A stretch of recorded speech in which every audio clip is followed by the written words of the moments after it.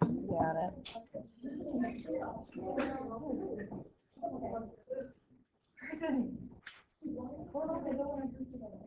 All right, ready? Wait, what are you feeling? 12. Oh, that's exactly what I was gonna say. Oh my gosh. We're all like, I was looking at the phone. Okay. Today we're going to put all the pieces together and actually do a whole hypothesis test now. So the first slide is just review for you. This is that Z formula that we use to calculate a test statistic that we can then use in our p-value in our hypothesis testing. So just remember, on top, it's always the sample mean minus the population mean. That's one of the most common errors is people flip those two. It's always sample minus population. And then the denominator, we have to make sure if we're using Z's, which we will be using all Z's for this section, we know the population standard deviation. If it's an S, sample standard deviation, then you're going to use T's, and that's going to show up in 7.3 when we do that a little bit later. Also, if we're using our Z's, we want to make sure that one of the two conditions that are met are on number 2 here. Either the population is normally distributed or my sample size is bigger than 30. And then the sample should be random. So usually these problems will start with a random sample of, and that meets that condition. So that one's usually not the one we worry about. Okay. Steps to hypothesis testing using p-values. So there's actually 2 ways to do a hypothesis test. P's are not my favorite way to do it. Critical regions are my favorite way to do it, which we'll do tomorrow or Monday. But if it says to use a p-value, these are going to be the steps that you're going to follow. So first we want to verify that sample's random and we're either normally distributed or my sample size is bigger than 30. Then we're going to write the null and alternative hypothesis and label which one is the claim. Level of significance today is going to be given to us. We're going to calculate Z, and then we're going to find the area in our chart that corresponds to that Z value. And then we'll adjust it if we need to find P. Sometimes the number we look on our chart is the P value. If it's a left tail test, it's a right tail test. We talked about yesterday, you have to do 1 minus. If it's a 2 tail test, you have to double it.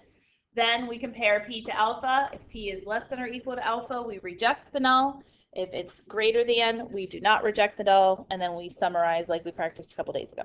So let's do one and see what this all looks like. All right. In auto racing, a pit stop is where racing vehicle stops for tires, fuel, repairs, and other mechanical adjustments. The efficiency of a pit crew that makes these adjustments can affect the outcome of a race. A pit crew claims that its mean stop time for 40 tires and fuel is less than 13 seconds. A random sample of 32 pit stop times has a sample mean of 12.9 seconds. Assume the population standard deviation is 0.19 seconds. Is there enough information to support this claim at a level of significance of 0.01, and we're supposed to use the p-value. Okay, so first let's check our conditions. It says we have a random sample, check. Then it also has a sample size of 32, check. So we're not even worried about is the population normally distributed, because at least I've got those two. The next thing that I always look at is my standard deviation. I am given a population standard deviation. So that's telling me I'm going to be using Z values, critical values of Z. If I saw a sample standard deviation, it'd be a T, and it'd be a little bit of a different process. Okay, I'm going to label everything else I'm given in this problem. We have a sample mean of 12.9 seconds. That's our X bar. That population standard deviation is 0.19. We have a level of significance of 0.01. Sample size was N, 32. Okay, and now we can write our null and alternative and label which of the two is the claim. Okay, so the claim that's being made is that the mean stop time is less than 13 seconds. So is that going to be a null or alternative hypothesis? That is going to be an alternative hypothesis, and label it as the claim. That part's going to be important when we come to summarizing at the end. Okay, so if the alternative is the mean is less than 13, then the null is that the mean is greater than or equal to 13. As soon as you have these written, you can also label if it's a left tail, right tail, or two-tail test. Which one is this? This is left tail because my alternative is less than. Okay, next thing we want to do is we want to calculate z. Okay, so z is x bar minus mu divided by the standard deviation over the square root of n. X bar is 12.9. The mu is the population mean. We don't officially know that, but we have a claim that it is 13 seconds or less than 13 seconds. So that 13 is what we use. Okay. Then standard deviation, 0.19, divided by the square root of 32. All right, so on top, I'm going to get negative 0.1. On the bottom, I'm going to get, I'll give it a few decimal places, 0.0336. And then if I divide those, I get negative 2.98. And we always are going to round that z-score to 2 decimal places because that's as far as our chart's going to go. Once we have our z-score, we're going to find the p that goes with it. This is what we practiced yesterday. All right, so we're going to find the cumulative area for 2.98, negative 2.98, which is 0.0014. And because it's a left tail test, we just leave it like that. If it's a right tail test, we do 1 minus. If it's a two-tail test, we double it. Okay, once you have z and p, you're going to compare p to alpha. P is 0.0014, alpha is 0.01. Is p less than or greater than alpha? P is less than alpha. So what does that mean for our decision? Do we reject or not reject? Reject. Yep. And we are going to always say that we're rejecting the null hypothesis. Okay, the null hypothesis is what we either reject or don't reject. Once you have made a decision, you summarize the decision. Okay, so we say there is or is not enough evidence if we have rejected. There is enough evidence to reject or support.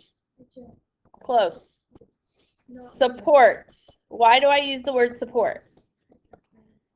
Because the claim is the alternative. If the claim is the alternative, we say support. If the claim is the null, we say reject. The Pitt-Cruz claim. And then again, you could be a little more wordy with that if you needed to. A Pitt-Cruz claim that the mean stop time is less than 13 seconds. Yes. If you reject, it's an is. If you do not reject, it's is not. Okay. What other questions do you have? Okay. Do you see why we did this in little steps?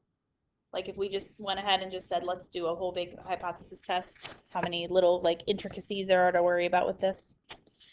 All right. Do you want to do another one together or do you want to try the last two on your own? It's pretty much the same thing. You want to do another one together? And try the last one on your own? Okay. According to a study of U.S. homes with heating equipment, the mean indoor temperature at night during winter is 68.3 degrees Fahrenheit. You think this information is incorrect. You randomly select 25 U.S. homes and use the heating equipment in winter or that use heating equipment in winter and find that the mean indoor temperature at night is 67.2 degrees.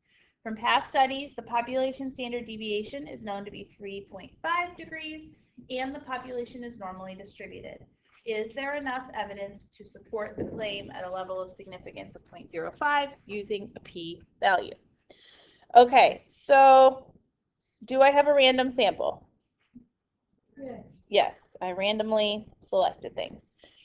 Do I have either a population that is normally distributed or a sample size bigger than 30? Yes. Population is normally distributed. Okay, so we're good on that. Let's see here. Population standard deviation. Okay, so that tells me I'm going to use a z eventually. Let's label what we know here. From our random sample, The sample size is 25. And from the sample mean is 67.2 degrees. The population standard deviation is 3.5 degrees. The level of significance is 0.05. And then the claim is that the mean indoor temperature at night during winter is 68.3 degrees. Okay, and we think that that is wrong. All right, so null hypothesis, alternative hypothesis. Okay.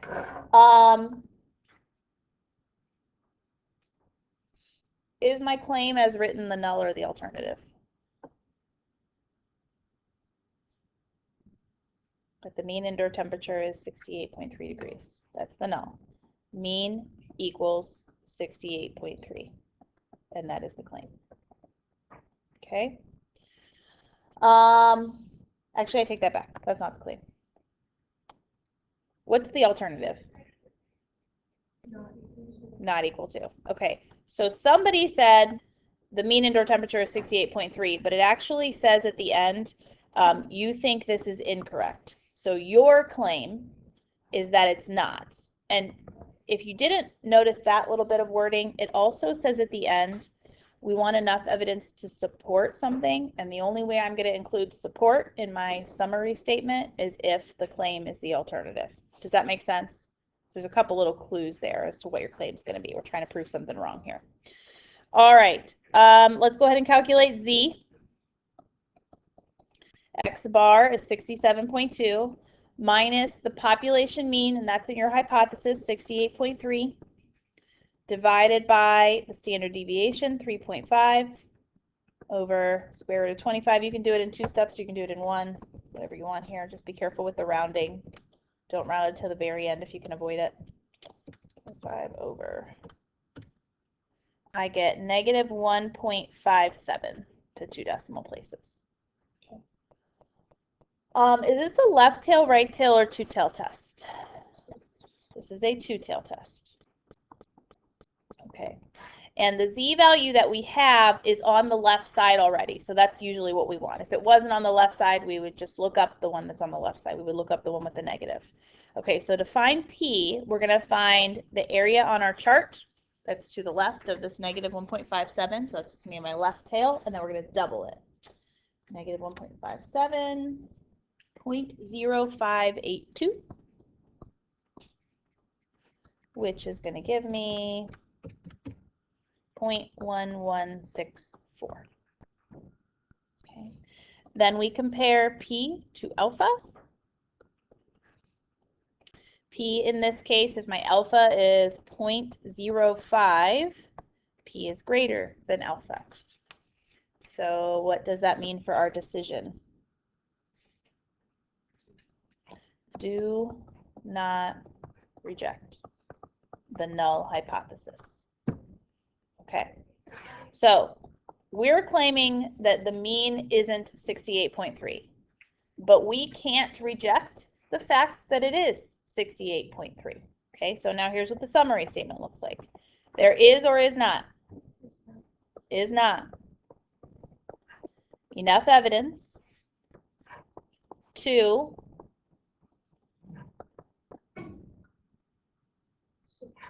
support the claim that the mean temperature is not 68.3 degrees Fahrenheit. Okay, we can't throw out the fact that it is 68.3, so we can't support the opposite of that it isn't 68.3. All right. Any questions on that one? Last one's yours to try. I'm going to have you guys put different parts of the problem up on the board, and then that'll be the end of our lesson today.